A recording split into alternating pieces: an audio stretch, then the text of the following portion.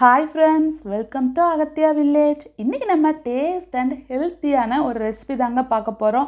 ஆமாங்க, பாரம்பரிய வெள்ளை சோள உருண்டை சோறு டேஸ்ட்டாக எப்படி பண்ணுறதுன்னு பார்க்கலாங்க. அது கூட சூப்பர் காம்பினேஷனாக மீல் மேக்கர் குழம்புமே வறுத்து டேஸ்ட்டாக எப்படி பண்ணுறதுன்னு பார்க்கலாம். இந்த குழம்பு இட்லி, தோசை எல்லாத்துக்கூடமே சாப்பிட்றதுக்கு சூப்பராக இருக்குங்க. வாங்க எப்படி பண்ணுறதுன்னு பார்க்கலாம். நம்ம சேனல் ஃபஸ்ட் டைம் நீங்கள் பார்க்குற மாதிரி இருந்தால் சப்ஸ்கிரைப் பண்ணிக்கோங்க. கூடவே பக்கத்தால் இருக்கிற பெல் சிம்பிளுமே ப்ரெஸ் பண்ணிக்கோங்க. அப்போ தான் நான் போகிற வீடியோஸ் எல்லாமே உங்களுக்கு நோட்டிஃபிகேஷனாக வரும். இன்றைக்கி சோள உருண்டை பண்ணுறதுக்கு ஒரு பவுலில் 1 கப் அளவுக்கு வெள்ளை சோளம் எடுத்துருக்காங்க. இது கிட்டத்தட்ட 1/4 கிலோ அளவுக்கு இருக்கும். இப்போ தண்ணி சேர்த்துட்டு 2-3 டைம் நல்லா கழுவி எடுத்துக்கலாம். நார்மலாக நம்ம அரிசியை விட சிறுதானியங்கள் எடுத்துக்கும் போது அழுக்கு கொஞ்சம் அதிகமாக இருக்குங்க. அதனால் 2-3 டைம் நல்லா கழுவிட்டு நம்ம யூஸ் பண்ணுறது நல்லது. இப்போ 2-3 டைம் நல்லா கழுவியாச்சு. இப்போ தண்ணி ஊற்றிட்டு 3-4 மணி நேரம் ஒரு மூடி போட்டு மூடி நல்லா ஊற வச்சுக்கலாங்க. நல்லா ஊறினா தான் சோளம் நல்லா டேஸ்ட்டாகவும் இருக்கும், கூட சீக்கிரமாக நம்மளுக்கு வெந்து வரும். இப்போ பாருங்கள், ஒரு 4 மணி நேரம் நல்லா ஊறிடுச்சு. சோளத்தை பொறுத்தளவுக்கு ஊறினாலும் பெருசாகாது, கொஞ்சமாக பெருசாகும். இப்போ தண்ணியை வடிச்சிடலாம். தண்ணி வடிச்சிட்டு ஒரு காட்டன் துணியில் இந்த மாதிரி காய வச்சிடலாம். நம்ம வெயிலில் காய வைக்க தேவையில்லை. காட்டன் துணியில் இந்த மாதிரி நல்லா பரப்பி விட்டு ஒரு 1/4 மணி நேரத்துலேயே சீக்கிரமாக காஞ்சிடுங்க. 2-3 டைம் இந்த மாதிரி கலந்து விட்டாலே போதும். இப்போ பாருங்கள், நல்லா காஞ்சிருச்சு, கையில் கொஞ்சம் கூட ஒட்டலை. இப்போ தனியாக நம்ம ஒரு மிக்ஸி ஜாரில் சேர்த்துடலாம். மிக்ஸி ஜாரில் சேர்த்துட்டு பல்ஸ் மோடில் ஒரு 2-3 டைம் மட்டும் அரைச்சி எடுத்துக்கலாங்க. கிட்டத்தட்ட நம்மளுக்கு சம்பா ரவை விட கொஞ்சம் பெருசாக அரைச்சி எடுத்துக்கலாம். மிக்ஸி ஜாரில் அரைக்கும்போது 2-3 டைம் ஸ்பூனில் லைட்டாக கலந்து விட்டு அரைச்சி எடுத்துக்கோங்க. இந்த அளவுக்கு கொஞ்சம் பெருன்னு அரைச்சி எடுத்துக்கோங்க. இன்றைக்கி சோள உருண்டை பண்ணுறதுக்கு அடிக்கனமான பாத்திரம் எடுத்துக்கோங்க. நான் குக்கர் எடுத்துருக்கிறேன். நீங்கள் அலுமினிய பாத்திரம் எடுத்துட்டிங்கன்னா லைட்டாக கீழே அடி பிடிக்கும், அதுக்காகத்தான். இப்போ 1 கப் அளவுக்கு சோளத்துக்கு 4 கப் அளவுக்கு தண்ணி எடுத்துக்கோங்க. அது கூட ஒரு 1/4 டீஸ்பூன் நல்லெண்ணெய் சேர்த்துக்கலாம்.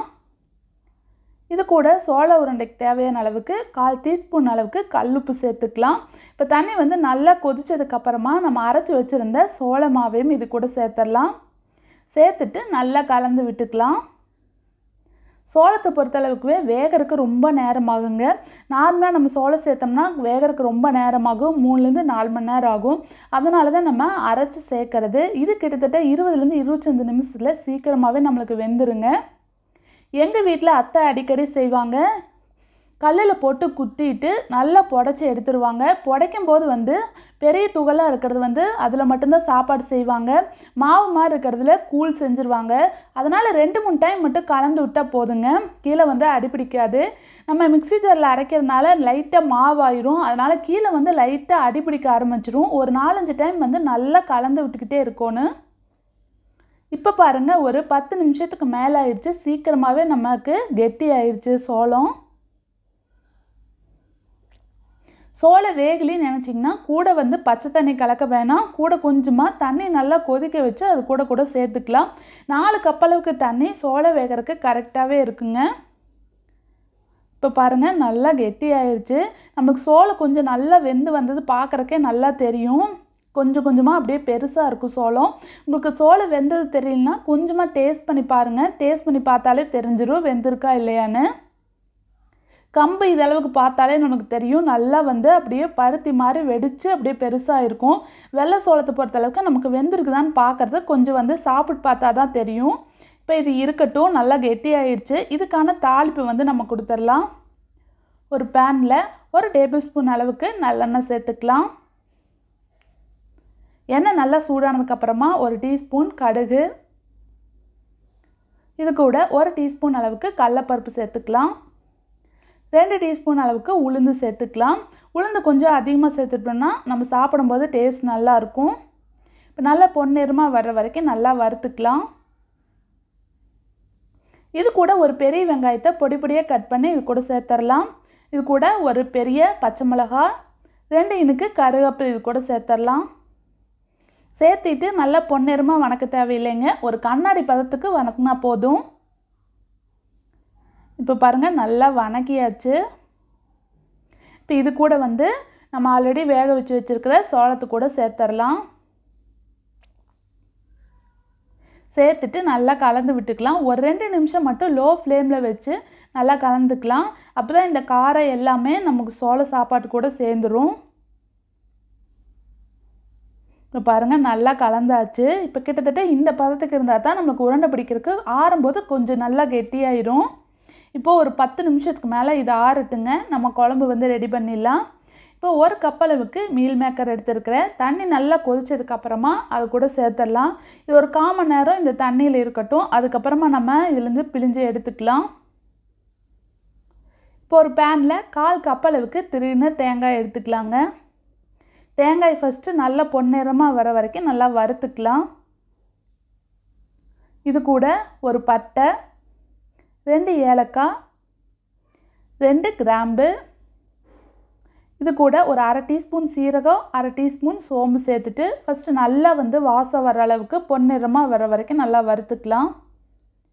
இப்போ பாருங்கள் தேங்காய் நல்லா கலரே மாறிடுச்சு. இதுக்கப்புறமா 1 டீஸ்பூன் மல்லித்தூள், இது கூட 1 டீஸ்பூன் மிளகாத்தூள் சேர்த்துக்கலாம். சேர்த்துட்டு லோ ஃப்ளேமில் வச்சு நல்லா வறுத்துக்கலாம். நம்ம நார்மலாக பச்சையாக குழம்பு வைக்கிறத விட இந்த மாதிரி வறுத்து அதுக்கப்புறம் குழம்பு வைக்கும்போது டேஸ்ட் நல்லா இருக்குங்க. இப்போ நல்லா வறுத்தாச்சு. ஒரு 10 நிமிஷம் போல் இது நல்லா ஆறட்டுங்க. ஆறுனதுக்கப்புறமா மிக்ஸி ஜாரில் சேர்த்துட்டு தண்ணி சேர்க்காமல் நல்லா அரைச்சி எடுத்துக்கலாம். இப்போ பேனில் 1 டேபிள் ஸ்பூன் அளவுக்கு நல்லெண்ணெய் சேர்த்துக்கலாம். எண்ணெய் நல்லா சூடானதுக்கப்புறமா ஒரு பெரிய வெங்காயத்தை பொடி பொடியாக கட் பண்ணி இது கூட சேர்த்துடலாம். இது கூட ஒரு பெரிய தக்காளி 1, இது கூட ஒரு சின்ன துண்டு இஞ்சி, 2 பல்லு பூண்டு சேர்த்துடலாம். சேர்த்துட்டு ஒரு பாதி அளவுக்கு நல்லா மசிஞ்சு வேகிற அளவுக்கு வணக்கிக்கலாங்க. நம்ம குழம்பு வந்து நல்லா கொதிக்க வைக்க போகிறோம். அதனால் ஒரு பாதி அளவுக்கு நல்லா வணங்கினா போதும். இப்போ பாருங்கள் நல்லா வணங்கிருச்சு. இப்போ ஒரு 1/4 மணி நேரம் ஆறட்டும். ஆறுனதுக்கப்புறமா ஆல்ரெடி நம்ம வறுத்து வச்சுருக்கிற மசாலா கூட இதையும் சேர்த்துடலாம். சேர்த்துட்டு தேவையான அளவுக்கு தண்ணி சேர்த்து நல்லா நைஸாக வந்து அரைச்சி எடுத்துடலாம். இப்போ பேனில் ஒரு 2 டேபிள் ஸ்பூன் அளவுக்கு வந்து நல்லெண்ணெய் சேர்த்துக்கலாம். எண்ணெய் சூடானதுக்கப்புறமா ஒரு பட்டை, இது கூட ஒரு பிரியாணி இலை சேர்த்துட்டு லைட்டாக வறுத்துக்கலாம். இது கூட நம்ம அரைச்சி வச்சுருந்த மசாலாவையும் சேர்த்துடலாம். தேவையான அளவுக்கு தண்ணி சேர்த்துட்டு இது கூட சேர்த்துக்கோங்க. இந்த குழம்பு பொறுத்தளவுக்கு நம்ம இட்லி தோசை கூட வச்சுக்கிறோம்னா கொஞ்சம் கெட்டியாக வச்சுக்கலாம். நான் சோள சோறு கூட சேர்க்கறனால கொஞ்சம் தண்ணியாட்ட இருந்தால் தான் சாப்பிட்றதுக்கு நல்லாயிருக்கும். கொஞ்சம் தண்ணியாட்ட வச்சுருக்கேன்.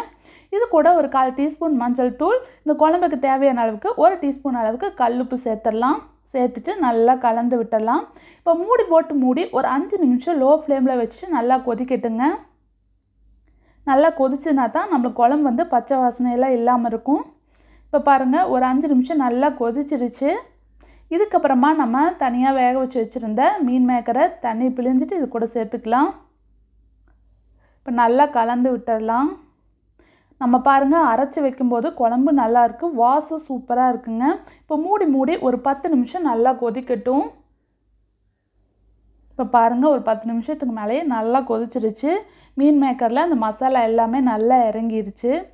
இப்போது இது கூட வந்து பொடி பொடியாக கட் பண்ண கொஞ்சமாக வந்து கருவேப்பிலை சேர்த்துக்கலாம். இந்த குழம்பு வந்து இட்லி தோசை எல்லாத்துக்கூடயுமே வச்சு சாப்பிட்றதுக்கு சூப்பராக இருக்குங்க. கூட வந்து சூடாக சாப்பாடு கூட ஊற்றி சாப்பிட்றதுக்கு நல்லாயிருக்கும். சிறுதானியங்கள் எது செஞ்சாலும் கம்பு சாப்பாடு எது செஞ்சாலும் நம்ம கொஞ்சம் தண்ணியாட்ட குழம்பு வச்சோம்னா தான் சாப்பிட்றதுக்கு சூப்பராக இருக்கும். இது கொஞ்சம் நேரம் ஆறட்டும். நம்ம அதுக்குள்ளே உருண்டை வந்து பிடிச்சிடலாங்க. இப்போ பாருங்கள் நல்லா வந்து ஆறிடுச்சு. முதல்ல இருந்ததை விட இப்போ நல்லா கொஞ்சம் கெட்டியாயிடுச்சு பாருங்கள் சாதம். நம்ம ஃபஸ்ட்டே நல்லா கெட்டியாக வணக்கி வச்சோம்னா உருண்டை பிடிக்கும்போது ரொம்ப கெட்டியாக இருக்கும், சாப்பிட்றதுக்கு கொஞ்சம் கஷ்டமாக இருக்கும். அந்த பதத்துக்கு கரெக்டாக வச்சோம்னா இப்போ கெட்டியாகும்போது நம்மளுக்கு உருண்டை பிடிக்கிறதுக்கு கரெக்டாக இருக்கும். இப்போ லைட்டாக கையில் வந்து நல்லெண்ணெய் இல்லது நெய் தடவிட்டு நம்ம உருண்டை பிடிச்சிடலாம். பாருங்கள் ஈஸியாக உருண்டை பிடிச்சிடலாம். இதுவே வந்து குழந்தைகளுக்கு இந்த மாதிரி செஞ்சு கொடுத்தீங்கன்னா நல்லா விரும்பி சாப்பிடுவாங்க. இது கூடயே நீங்கள் இன்னும் கொஞ்சம் டேஸ்ட்டாக பண்ணோன்னா ஒரு கேரட் சொருகி இது கூட லைட்டாக வணக்கி இது கூட சேர்த்து உருண்டை பிடிச்சி கொடுத்தீங்கன்னா குழந்தைங்க வந்து நல்லா விரும்பி சாப்பிடுவாங்க. இது கூட வந்து குழம்போ சட்னியோ எதுவுமே இல்லாமல் சும்மாவே சாப்பிட்லாம். நல்லா டேஸ்ட் நல்லாயிருக்கும். வீக்லி 1 டைம் ஆகுது நம்ம இந்த மாதிரி செய்யலாங்க. அந்த அளவுக்கு டேஸ்ட் நல்லாயிருக்கும் சோள உருண்டை. அது கூடவே இந்த மீல் மேக்கர் குழம்போடு சேர்த்து சாப்பிடும்போது டேஸ்ட் நல்லா இருந்துச்சு. நீங்கள் இதே மாதிரி இதே ரேஷியோவில் செஞ்சு பாருங்கள். இந்த வீடியோ உங்களுக்கு பிடிச்சிருந்ததுன்னா லைக் பண்ணுங்கள் அண்ட் ஷேர் பண்ணுங்கள், சப்ஸ்கிரைப் பண்ணுங்கள்.